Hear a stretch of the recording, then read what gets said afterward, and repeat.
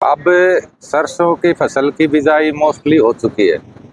गेहूं की बिजाई की शुरुआत हुई है। कुछ कुछ किसान गेहूं की बिजाई अब करने लग गए हैं। हालांकि पिछले 2-3 दिन से गर्मी फिर बढ़ रही है।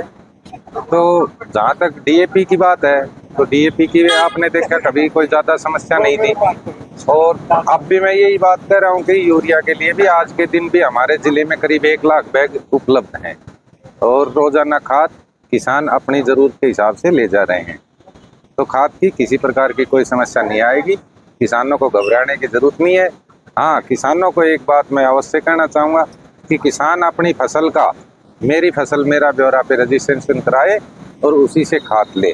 बगैर मेरी फसल मेरा ब्यौरा से खाद की किसी प्रकार की वो नहीं की जाएगी।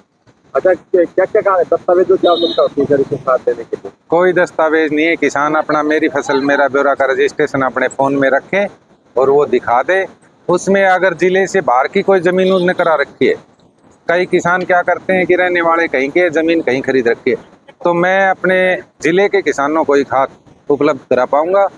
अगर ज़िले से बाहर की ज़मीन है तो वो अपने जिस ज़िले की ज़मीन है वहाँ से खाद ले, सिर्फ वो दिखाएँ और अपना आधार कार्ड दे के खाद ले लें। कई जगह किल्लत देखने को मिल रही है प्रदेश में, तो महेंद्रगढ़ में क्या व्यवस्था की गई है कि ये दिक्कत ना आएगी? नहीं नहीं, ये जहाँ बड़े किसान हैं वहाँ हो सकता है कि सप्लाई के साथ वो पूरी सप्लाई एक साथ ना दे पा रहे हो, लेकिन महेंद्रगढ़ में जो किसान छोटा किसान है तो यहाँ पे इतनी दिक्कत नहीं आएगी। हाँ, ये ज़रूर है कि एक साथ मान लो किसी को 20 बैग चाहिए तो वो हम ना दे पाएँ, 2 बार में दे दें या 3 बार में दे दें।